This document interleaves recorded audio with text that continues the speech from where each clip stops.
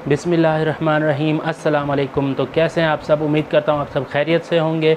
हाज़िर हूँ एक और न्यू वीडियो के साथ। आज का हमारा टॉपिक जो है वो है वालिदैन और औलाद से रिलेटेड। आजकल आपको पता है औलाद को शिकवा है कि हमारे वालिदैन हमारे साथ नाइंसाफ़ी कर रहे हैं, जबकि वालिदैन को शिकवा है कि औलाद उनके साथ नाइंसाफ़ी कर रही है।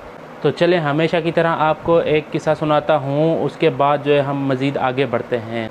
एक जगह एक मजमा इकट्ठा था, वहाँ एक इमाम साहब मौजूद थे। इमाम साहब से किसी ने सवाल किया कि वालिदैन और औलाद के दरमियान किस तरह का ताल्लुक़ होना चाहिए, वो क्या चीज़ है जो इस ताल्लुक़ को खुशगवार और पायदार कर सकती है। इमाम साहब ने जवाब दिया, इज़्ज़त, एहतराम और बर्दाश्त। मजमा खुश हो गया और कहने लगा कि बिल्कुल ठीक कहा आपने, औलाद को अपने वालिदैन को इज़्ज़त और एहतराम देना चाहिए। इमाम साहब ने कहा, आप गलत समझे हैं, मैंने तो दो तरफ़ा इज़्ज़त और एहतराम की बात की है।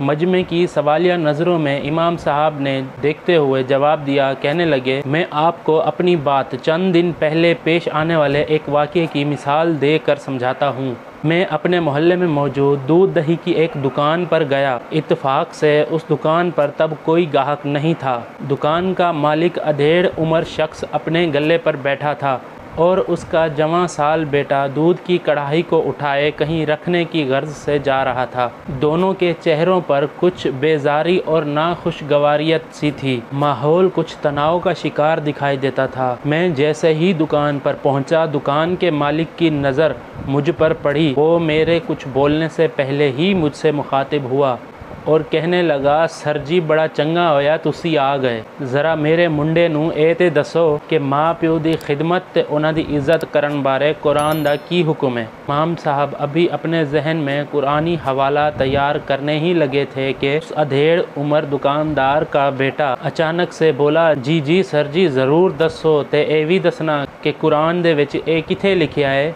कि जवान औलाद नू गालां कढ़ के तेरी माँ नू तेरी बहन नू कह कर बुलाया जाए। इमाम साहब ने कहा कि हम औलाद को ये तो बताते हैं कि जन्नत माँ के कदमों के तले है, मगर ये नहीं बताते। उन्होंने एक हदीस का हवाला देते हुए कहा कि आप सल्लल्लाहु अलैहि वसल्लम से मंसूब एक हदीस में आता है कि औलाद की तकरीम करो। इसी तरह एक और जगह पर आता है, जो शख्स हमारे छोटों पर रहम ना करे और हमारे बड़ों की तौक़ीर ना करे वो हम में से नहीं। यहाँ भी बड़ों और बुज़ुर्गों की तौक़ीर से पहले छोटों पर रहम और उनसे अच्छे सलूक का दर्स है। इसी तरह आप सबको मालूम है कि सलाम के बारे में जो हुक्म है वो भी यूँ है कि बड़ा छोटे को सलाम करे। इसकी वजह और हिकमत ये है, अच्छे इखलाक और उम्दा खसाइल बड़ों से छोटों की तरफ मुंतकिल करना आसान है। लिहाजा हमने अगर अपनी औलाद से इज़्ज़त व एहतराम करवाना है तो हमें भी उनकी इज़्ज़त व एहतराम का ख़याल रखना होगा। निहायत ही अफसोस के साथ कहना पड़ रहा है कि आजकल वालिदैन खुसूसन वालिद मोहतरम जो होते हैं वो अपनी औलाद के सामने अपनी ज़ौजा मोहतरमा को गलीज़ तर गालियाँ देते हैं। जो बाप करेगा बच्चा उसे देख के वही करेगा, जो माँ करेगी बच्ची उसे देख के वही करेगी।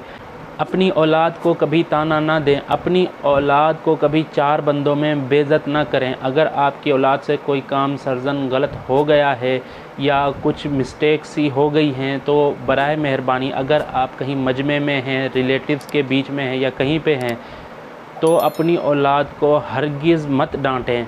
बस उसे थोड़ा सा गाइड कर दें कि बेटा ये आपको नहीं करना चाहिए था, इसमें देखा आप ये नुकसान कर दिया आपने। बाकी आप उसको घर जाके डांटें।